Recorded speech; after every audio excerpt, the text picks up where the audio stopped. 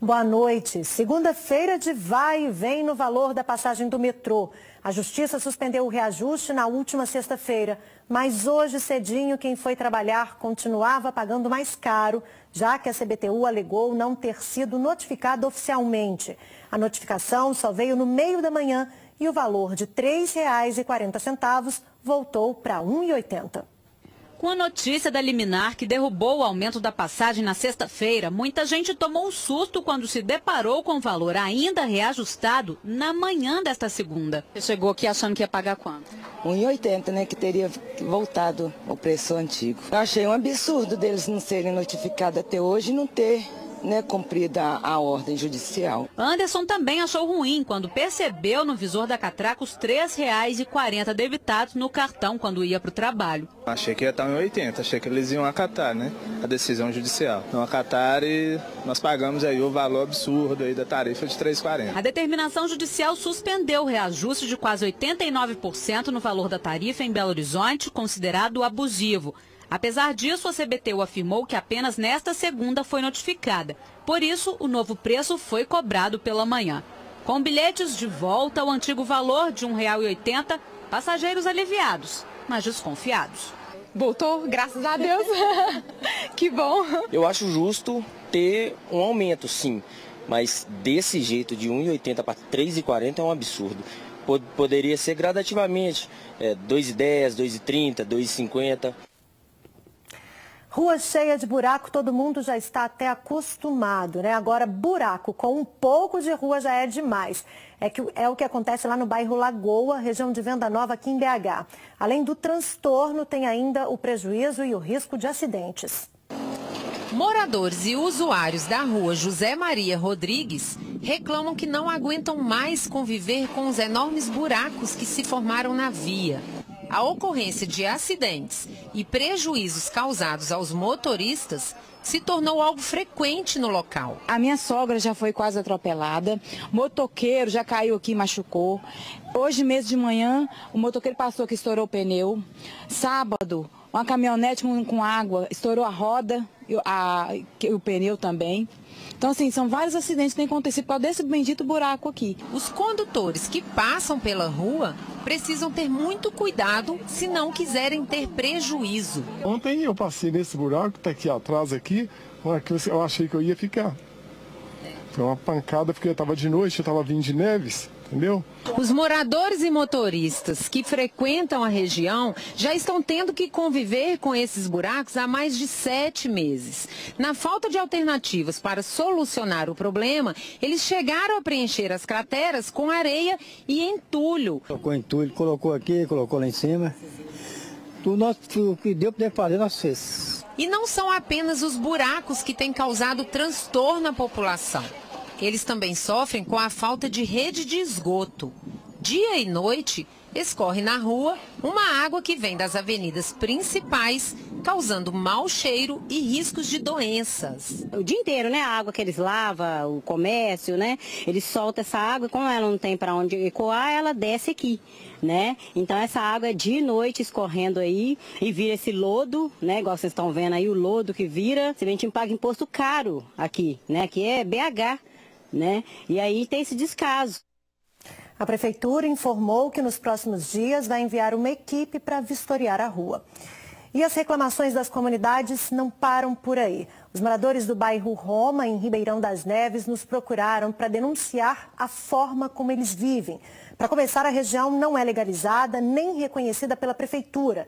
Eles não pagam IPTU, com isso vivem sem saneamento básico, sem água, rede de esgoto, luz. Tudo é na base da gambiarra. No bairro não tem nem linha de ônibus e até o asfalto para melhorar uma das avenidas foi improvisado após uma vaquinha entre os moradores. Eu fui até lá e mostro para vocês agora o que eu encontrei. Olha só. Eu estou chegando aqui no bairro Roma, em Ribeirão das Neves, para conferir mais uma denúncia das inúmeras que nós recebemos no Jornal da Alterosa. Esse bairro existe há cerca de 11 anos, vivem aqui cerca de 400 famílias, segundo a Flávia, que também é residente aqui da região.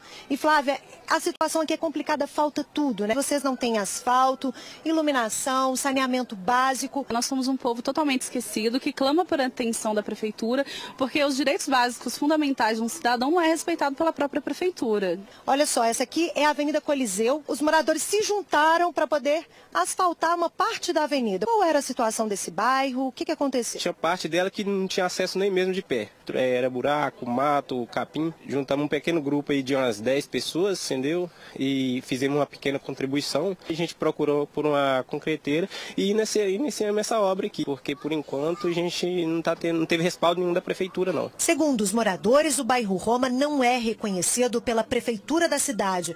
Por causa disso, nem os serviços básicos chegaram à região. Falta, inclusive, até a regularização fundiária do bairro, porque nós desarquivamos o processo, ele é arquivado e vai nesse jogo de empurra. Sem a regulamentação do bairro, nós não conseguiríamos nada. A gente vê alguns postes de iluminação por aqui, mas isso também foi feito por vocês, não é isso? Na medida que o bairro foi crescendo, então as pessoas foram conta própria, foram adquirindo o material necessário para a iluminação. E inclusive hoje vocês podem observar que a maioria é gato e a gente corre sério risco. Igual sempre, cai energia porque arrebenta um fio. Nós estamos chegando aqui na casa do Maurílio, que ele vai me mostrar como é que ele vive hoje. Você falou que tem água, tem iluminação, mas tudo feito por você. Exatamente, entendeu? Cadê a torneira? Deixa eu ver se sai a água. Ó, a água sai. E essa água aqui? Deixa eu fechar para não gastar. É tratada? Eu posso te garantir que ela é da Copasa, mas também foi uma união dos moradores que juntou e fizeram uma encanação clandestina no bairro vizinho para trazer até no bairro aqui. Não tem escola, não tem centro médico, não tem posto de saúde, não tem nada. Aí, para nós, é complicado. A comunidade do bairro Roma continua aguardando uma resposta da Prefeitura de Ribeirão das Neves. Não é isso, Flávia? Queremos atenção, não é, pessoal? Queremos atenção! Queremos atenção! Queremos atenção! Queremos atenção!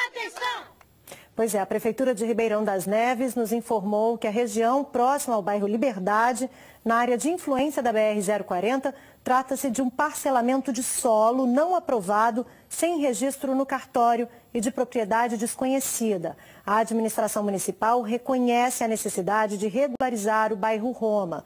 No entanto, diz que é preciso, além da parceria dos donos dos terrenos e moradores, uma fonte de recurso para viabilizar os custos. E concluiu dizendo que para o bairro Roma não existem recursos captados no momento para implementar o projeto de regularização.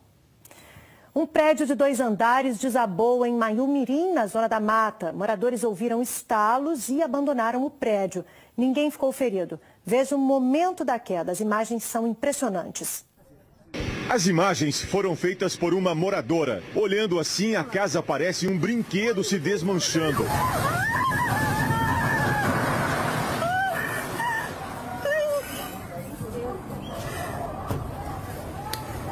O imóvel, que tinha 2 andares, fica na rua Joaquim Martins, no bairro Roque. De acordo com a polícia, moradores da casa perceberam barulhos na estrutura e saíram antes do desabamento. Não houve feridos. Em outro vídeo, moradores vão até o local. A casa inteira virou entulho. Militares do Corpo de Bombeiros fizeram uma vistoria e encontraram entre os escombros 2 botijões de gás que apresentavam vazamento. Os donos da casa foram orientados a procurar os órgãos municipais. Autoridades trabalham para saber se outros imóveis tiveram problemas com a queda da casa.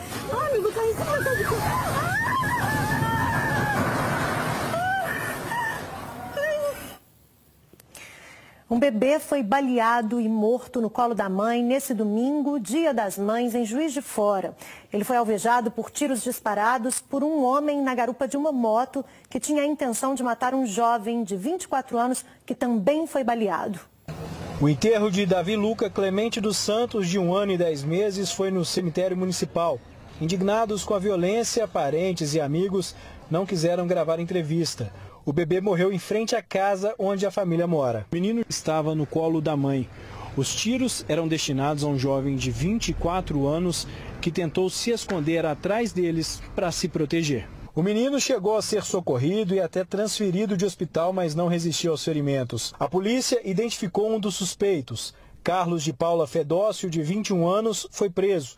Com ele foram encontradas roupas semelhantes às usadas pelos criminosos. A Polícia Militar, de posse das informações iniciais, diligenciou até o bairro Olavo Costa, onde prendeu um dos autores dos disparos, onde foi localizada as vestimentas e outros objetos que foram reconhecidos na prática do crime. O outro bandido conseguiu escapar. O rapaz que estava sendo perseguido também foi preso. Essa vítima inicial também foi presa pela Polícia Militar, por expor em risco a vida da senhora e da criança que acabou vitimada fatalmente nesse fato. É provavelmente relacionado ao tráfico de drogas, porque ambos presos já foram presos outras vezes pela Polícia Militar, tinha outras passagens criminais, inclusive prisões recentes pela Polícia Militar deles, então certamente ligados ao tráfico de drogas. A senhora e a criança, infelizmente, foram expostos ao risco por esse autor e acabou como vítimas. Uma carreta carregada de maconha escondida no meio de uma carga de farinha de trigo tombou na BR-262 nesse domingo na região metropolitana da capital. O motorista fugiu, mas acabou esquecendo um documento na cabine. 2 pessoas foram presas tentando saquear a mercadoria. Os policiais tiveram bastante trabalho para retirar a droga que estava escondida em meio à carga de farinha de trigo. Foram necessários 5 homens da Polícia Rodoviária Federal para fazer a remoção de aproximadamente 2 toneladas de maconha. Ao chegar aqui no quilômetro 375 da BR-262, entre as cidades de Joatuba e Florestal, o motorista parou o caminhão para trocar um dos pneus que havia estourado. Como ele não engrenou, a carreta começou a descer de ré e tombou. Ainda de acordo com a polícia, o motorista do caminhão fugiu em um carro que dava cobertura. Na cabine foi encontrada uma carteira de habilitação de um homem de 24 anos. Essa farinha de trigo ela é produzida no Paraguai e o caminhão a placa dele é do Mato Grosso do Sul. Então, muito provavelmente, essa carga veio do Paraguai junto com essa farinha. Paulo César Ribeiro Silva, de 24 anos, e o sobrinho dele, de 16, foram detidos porque estavam saqueando a carga. Meu sobrinho foi lá, pegou lá, tombou o caminhão lá perto de casa lá, e ele me chamou, eu fui lá e pegou droga, bosta. Aí eu ia vender, né? Pegar o trigo no valor da maconha é muito trigo, né? É muito comum no trecho, quando há um acidente, que há um derramamento de carga, haver o saque do pessoal que mora perto. Só que nesse caso aí era uma carga diferente. É uma droga e eles estavam saqueando a droga. A farinha de trigo ficou lá, ninguém levou. E teve mais droga apreendida na BR-262, dessa vez em Uberaba. 652 quilos de maconha estavam dentro de um veículo roubado. Ele estava estacionado na beira da estrada com 2 suspeitos do lado de fora, que saíram correndo para dentro do mato quando viram a viatura da polícia. Eles conseguiram fugir, mas o carro e a droga foram levados para a Polícia Civil de Uberaba.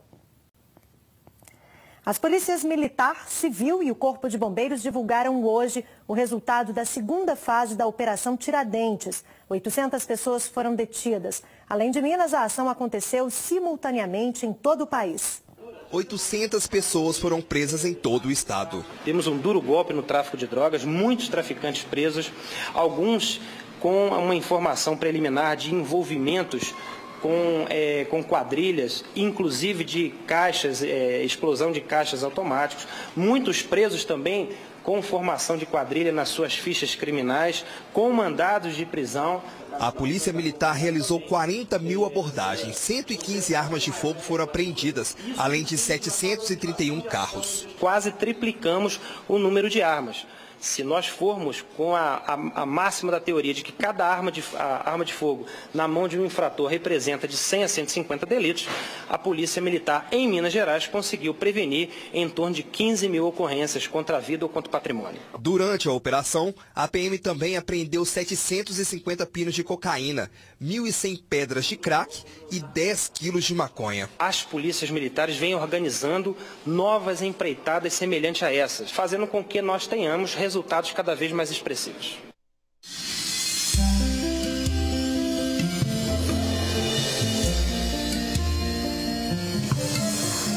As nuvens aumentam aqui em Minas, podendo causar pancadas de chuva em boa parte do estado. O tempo fica firme no norte e no Triângulo. Em Belo Horizonte, mínima de 18 e máxima de 29 graus. Os termômetros vão de 16 a 27 em Cláudio, de 15 a 28 graus em Alfenas, ficam entre 17 e 32 em Gameleiras. E em Juiz de Fora, mínima de 16 e máxima de 25 graus. 2 pessoas morreram este ano em Minas Gerais vítimas da gripe. De acordo com os dados divulgados hoje pela Secretaria de Estado de Saúde, são 53 casos registrados, 33 diagnosticados com H3N2, o mesmo tipo que provocou a pior temporada de gripe nos Estados Unidos desde 2009. 14 casos são aqui na capital. A vacina continua sendo a forma mais eficaz de prevenção à influenza. As doses estão disponíveis de graça em todos os postos de saúde. A campanha vai até o dia 1º de junho. O mês de maio é de prevenção das doenças intestinais, uma campanha desenvolvida pela Sociedade Brasileira de Coloproctologia. O objetivo é conscientizar a população sobre doenças inflamatórias que podem estar relacionadas com o consumo de alimentos gordurosos e industrializados. Pensando em cuidar da saúde de todos, profissionais da Associação Mineira de Doenças Inflamatórias Intestinais estão na campanha Maio Roxo. São especificamente, Wagner, 2 doenças, a retocolite ulcerativa e a doença de Crohn. São doenças do sistema imunológico que acometem o intestino, embora não sejam só de intestino, levando a quadros de diarreia, por vezes com sangramento nas fezes, muco, que é um catarro nas fezes, cólicas. E muita gente aproveitou o dia para buscar orientação. A Cassie descobriu que tinha doença de Crohn em 2016. O começo foi um pouco difícil, porque eu sentia muita dor, muita cólica, muita dor abdominal, mas não sabia o porquê. Até que um dia eu acabei tendo uma apendicite, aí eu operei. Após essa cirurgia, eu tive uma fístula que não fechava, na verdade eu tenho ela até hoje, só que após essa fístula que suspeitou-se de doença de Crohn. Mas hoje em dia a doença está controlada, assim, no momento atual não me atrapalha de ter uma vida normal. Tânia descobriu que tem recolite ulcerativa. Eu vim me inteirar sobre o tratamento, como que eu posso fazer, que atitude, porque realmente eu não sei o que eu faço, não sei. Para quem não costuma se importar muito com a saúde, toma bastante refrigerante, come enlatados, embutidos, ou seja, não tem uma vida saudável, é importante ficar ainda mais atento com as doenças inflamatórias intestinais. Estudos apontam que as doenças inflamatórias intestinais no Brasil atingem 13,25 em cada 100 mil habitantes. Essas doenças atingem homem e mulher, entre 20 e 40 anos principalmente. Como acomete o sistema imunológico, isso significa dizer que tudo que interfere no bem-estar da pessoa e que não é bom para o nosso organismo, deve ser evitado. Então deve-se evitar o tabagismo, procurar ter uma dieta adequada, atividades físicas e ficar atentos, porque as doenças, elas são, na verdade, susceptíveis a várias causas. Não há uma única coisa que se faça para evitar e não ter a doença. E tem muitas informações sobre as doenças intestinais na internet, na página da Sociedade Brasileira de Coloproctologia. Anota aí o endereço, portaldacoloproctologia.com.br. Uma cobra de 4 metros de comprimento foi resgatada nessa manhã por bombeiros em uma empresa em Uberaba, no Triângulo Mineiro. Os militares foram acionados por funcionários que viram a sucuri dentro de um tanque da empresa de fertilizantes. Os bombeiros do pelotão de emergências ambientais foram ao local e fizeram a captura da serpente de 23 quilos. A sucuri foi entregue ao hospital veterinário da cidade. Veja logo depois do intervalo o desfile das detentas do Complexo Penitenciário Estevão Pinto, aqui em Belo Horizonte, que expõe as roupas com estampas pintadas por elas mesmas. É já, não saia daí.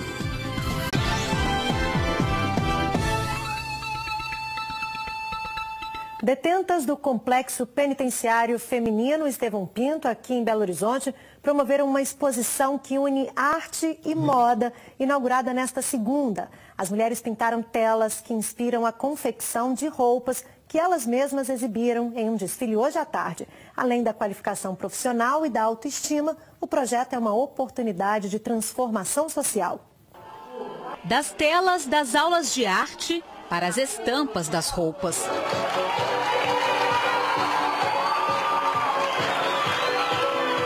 No rosto das mulheres que pintaram os desenhos, o orgulho de elas mesmas vesti-los na passarela. muito lindo e às vezes quando eu estiver lá fora, até eu mesmo posso ver algumas outras modelos, algumas outras pessoas com ela e vou ter a gratificação de falar, nossa, aquela ali foi eu que fiz, foi eu que pintei. Só de essa cadeia tá ajudando a gente em escola, em desfile, essas coisas, colocando outro trabalho, colocando outros pensamentos na cabeça da gente é bom.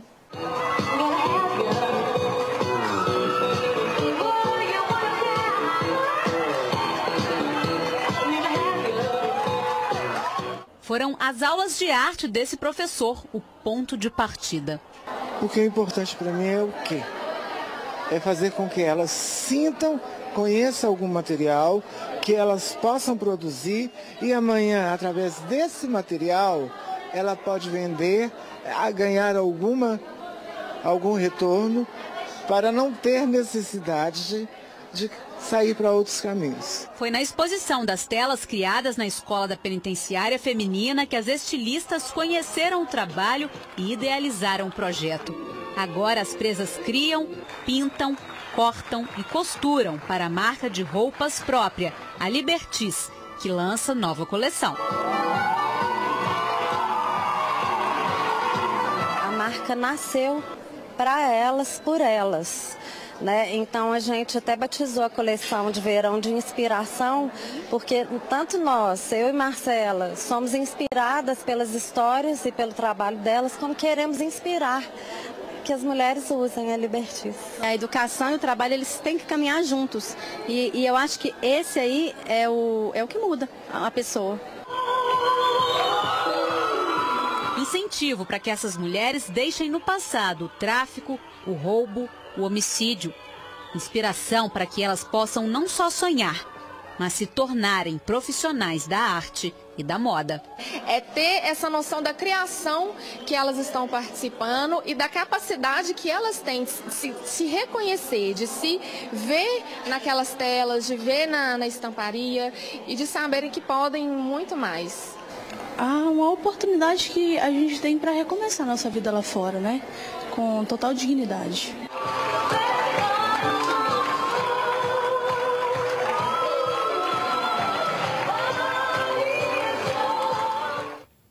O JA fica por aqui, você assiste agora ao SBT Brasil. Boa noite, uma ótima semana para você. Tchau!